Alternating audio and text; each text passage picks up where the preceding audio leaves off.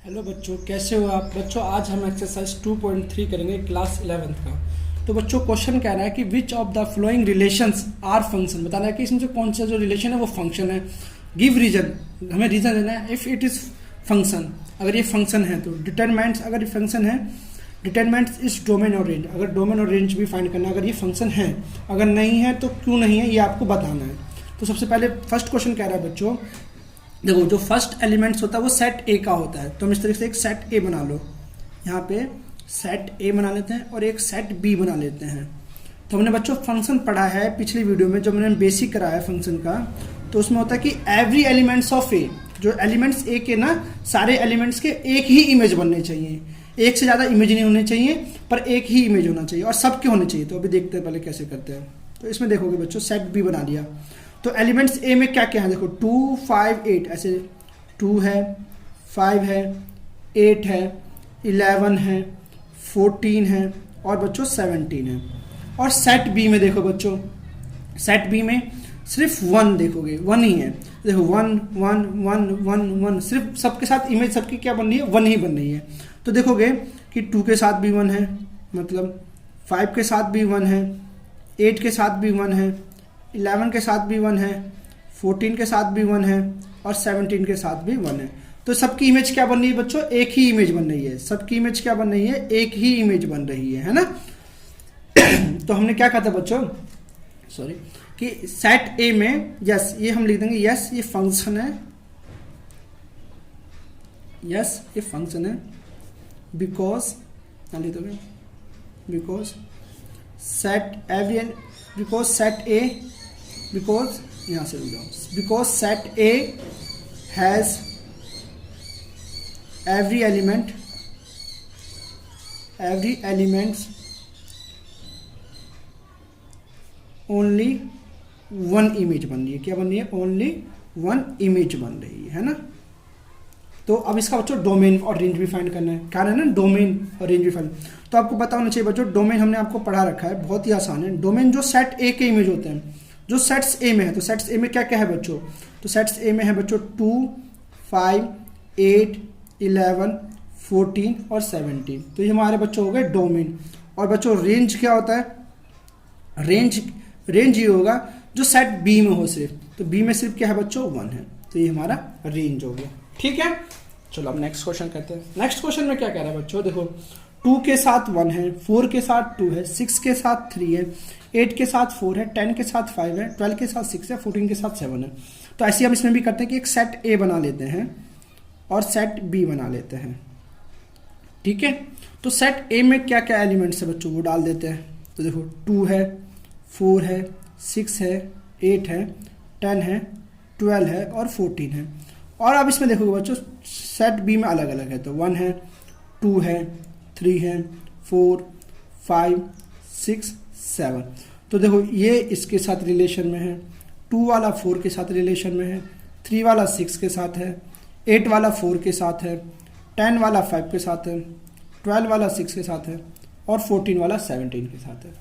तो आप देखोगे कि ये भी फंक्शन है। क्यों, क्योंकि इसमें सबके एलिमेंट देखो, बस हमें इस सेट में देखना है कि सेट ए में सबके एलिमेंट्स के बन रहे हैं ना। हाँ, सबके से एरो जा रही है, किसी से 2 एरो तो नहीं जा रही ना। 2 एरो नहीं जा रही है तो मतलब कि वो एक ही इमेज बना रही है, एक ही इमेज बना रही है। अगर मान लो जैसे ऐसे होता, जैसे 2 है और 2 के साथ हमारा ऐसे 1 के साथ भी होता और 2 के साथ भी होता, तो ये फंक्शन नहीं होते।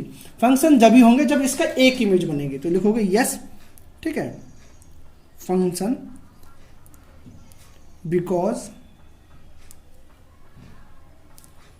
बच्चों सेट ए हैज, ऐसे लिख दोगे जो सेमिनेशन लिखा है, बिकॉज हैज एवरी एलिमेंट्स के ओनली 1 इमेज बन रही है, ओनली 1 इमेज बन रही है। अब इसका डोमेन और रेंज लिख दो खुद ही। तो डोमेन और रेंज क्या होगा बच्चों, डोमेन आपको हमने बता रखा है जो सेट्स ए में हो वो डोमेन होता है, क्योंकि सेट्स में सारे के सारे बनेंगे। तो 2, 4, 6, 8, 10, 12, 14। और रेंज क्या होता है बच्चों, जो सेट्स बी में होते हैं।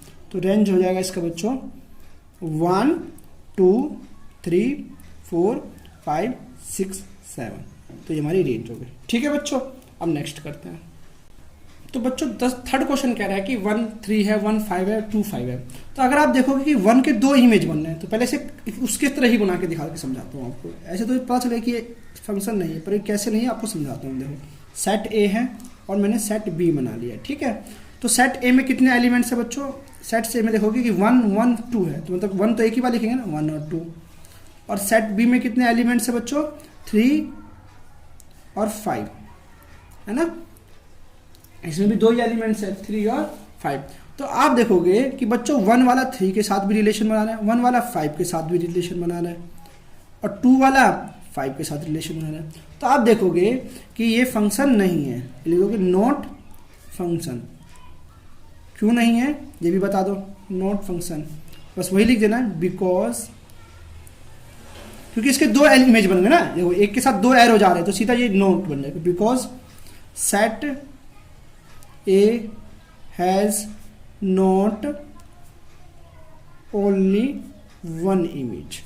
ठीक है बच्चों, इस तरीके से आपको सवाल करने, बहुत ही आसान सवाल था ये, हमने आपको बेसिक में भी समझाया, उसे जाके एक बार जरूर देखना जिससे आपको ये समझने में और दिक्कत ना हो, और यहाँ भी अच्छे से समझाया गया है।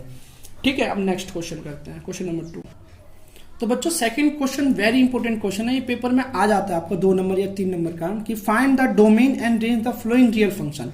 तो बच्चों ये दे रखा है कि एफ एक्स बराबर है माइनस में एक्स मॉड्यूल्स में है। तो बच्चों ये हमने पढ़ा है मॉड्यूल्स के बारे में चैप्टर में। तो आप देखो इसको करना कैसे है। तो हम क्या करेंगे, पहले हमें एक गिवन है कि एफ एक्स बराबर, मैं आपको समझा के चलता हूँ दोबारा, इसमें भी माइनस का एक्स दे रखा है। तो हम क्या करेंगे, हम लेंगे लेट एफ एक्स, जो बच्चों एफ एक्स है उसको हम वाई मान लेते हैं। क्या मान लेते हैं?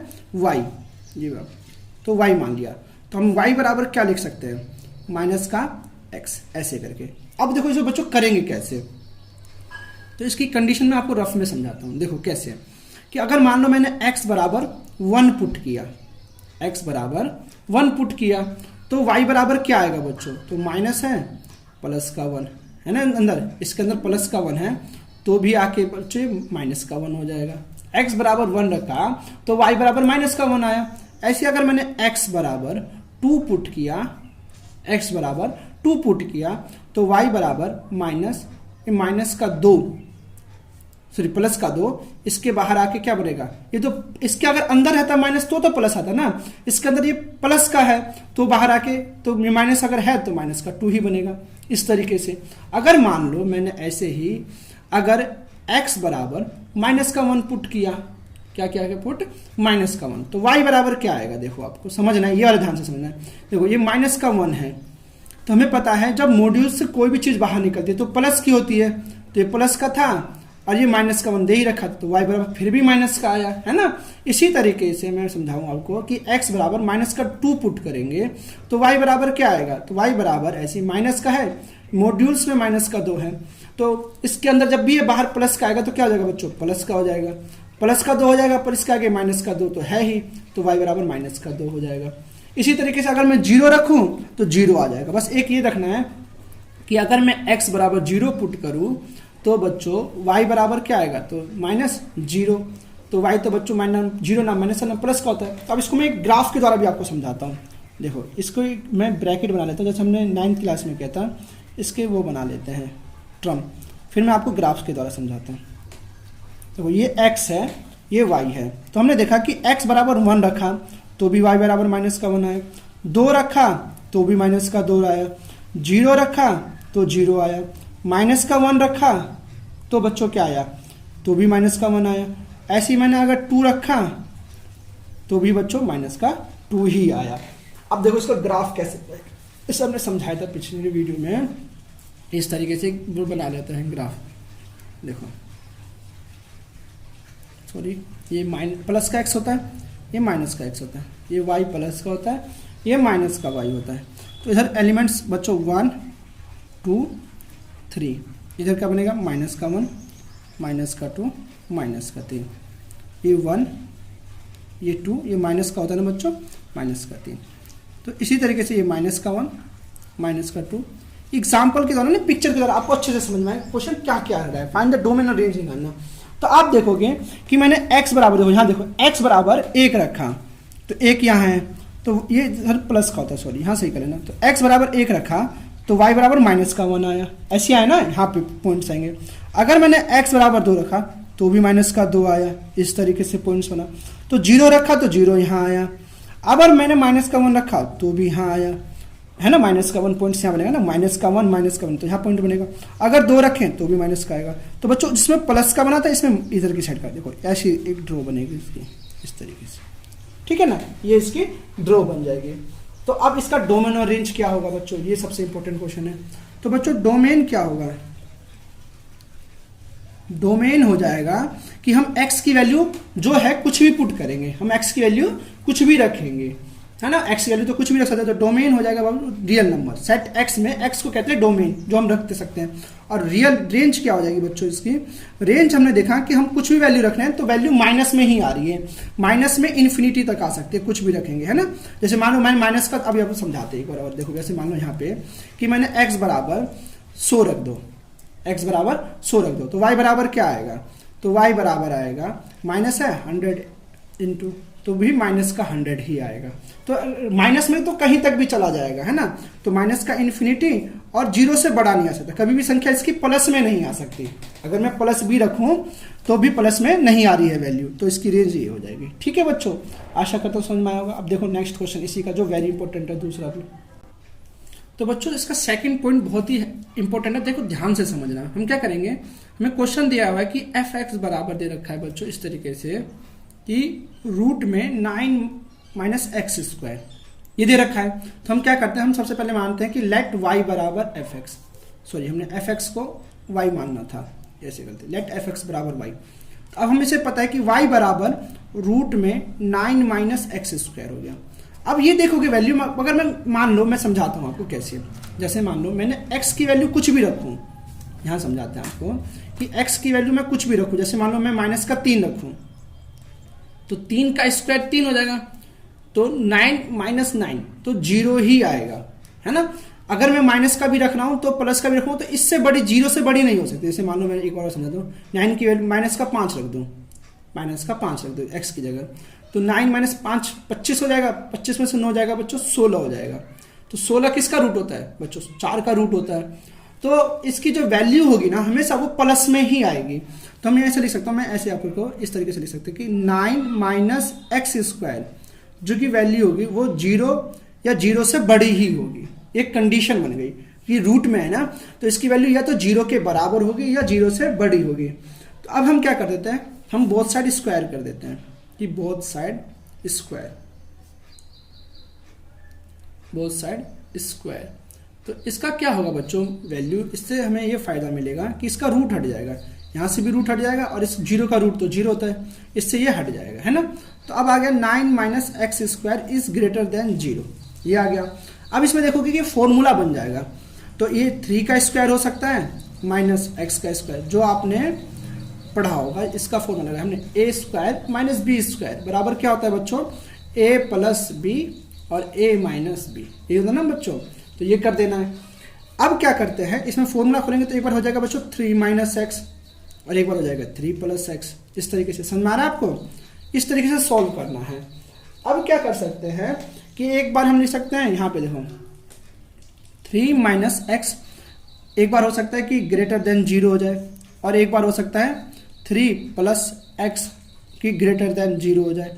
यही तो हो सकता है, दोनों कंडीशन को मैंने जैसे हम सॉल्व करते थे तो एक बार इसकी वैल्यू जो भी होती थी फैक्टर कर देते उसके बराबर होते थे। तो अब यहाँ देखोगे कि माइनस का x है, माइनस का 3 देखो प्लस का है, तो हम इसमें क्या करेंगे, बोथ साइड -3 कर देंगे। तो -3 यहाँ भी कर दिया, तो -3 यहाँ भी कर दिया, ठीक है ना बच्चों। तो 3 से 3 कट गया, तो -x ग्रेटर देन 0 और -3 करोगे तो -3 आ जाएगा, ठीक है। तो अगर देखो अब यहाँ माइनस हटाना है हमें, तो माइनस से मल्टीप्लाई करते हैं, तो मल्टीप्लाई बाई -1, ये ध्यान रखना है आपको। अब -1 से मल्टीप्लाई करते हैं ना, तो -x इंटू -1, तो जो साइन है ना पलट जाता है, ये इधर की साइड हो जाएगा, -3 इंटू -1, तो माइनस से माइनस कट जाएगा। तो x बराबर क्या आ जाएगा बच्चों, माइनस से माइनस यहाँ भी कट जाएगा, तो 3 आ जाएगा सिर्फ, x बराबर आ गया, x ग्रेटर देन होगा 3 से, है ना। तो अब इस तरीके से इसमें भी करते हैं, देखो 3 + x था, तो यहाँ तो सिंपल -3 इधर भी कर दो, और 0 माइनस का 3 इधर भी कर दो, ये ध्यान रखना है। तो इस 3 से ये 3 कट गए, ये इनइक्वालिटीज है, अब आपके चैप्टर में आएगा ये, ठीक है। तो x बराबर ग्रेटर देन माइनस का 3। तो आपने देखा कि एक x की वैल्यू, अब इसको अगर मैं लिखना चाहूँ वी राइट, इसको हम ऐसे लिख सकते हैं वी राइट कि x की वैल्यू -3 से तो बड़ी होगी, -3 से तो बड़ी होगी और इक्वल होगी, है ना। पर बच्चों किससे छोटी होगी, 3 के बराबर होगी या 3 से छोटी होगी। इस तरीके से मैं इसको इन दोनों कंडीशन को लिख सकता हूँ ना। तो अब बच्चों देखो रेंज, डोमेन क्या होगा, तो डोमेन इसका यही होगा जो मैं x की वैल्यू पुट कर सकता हूँ, सॉरी डोमेन किस पहले, डोमेन इसका हो जाएगा बच्चों कि -3 से इक्वल भी हो सकते, तो इसमें ये वाला ब्रैकेट क्लोज ब्रैकेट, और +3 तक हो सकती है ना, ऐसे लिख दो डोमेन। और रेंज है बच्चों, इसकी वैल्यू मैं कुछ भी डालूं, अभी आपको समझाता हूँ, ये मैंने आपको 5 रख के दिया था, ये नहीं देखना, रेंज इनके बीच की संख्या मैं कुछ भी डालूं तो हमेशा प्लस का ही आएगा। जैसे मान लो मैं 1 रख के देखता हूँ, जैसे आपको समझाता हूँ, रेंज y वाला फंक्शन होता है, तो मान लो मैंने x बराबर 1 पुट किया, x बराबर 1 पुट कर दिया, तो फंक्शन में क्या था 9 माइनस x की जगह 1 रख दो पुट, है ना। तो y बराबर क्या आएगा 9 माइनस 1 का स्क्वायर तो बराबर 8 हो जाएगा रूट में। तो 8 का वैल्यू कितनी होती है भैया 2√2, तो ये 2√2 की वैल्यू हमेशा इसके बीच में ही आएगी, ठीक है ना, रेंज में ही। तो इसकी रेंज हो जाएगी बच्चों 0 से बड़ी और 3 के बीच में हो जाएगी, है ना। बिल्कुल खत्म हो जाएगा सवाल, इससे बड़ी संख्या नहीं हो सकती, है ना। ठीक, धन्यवाद।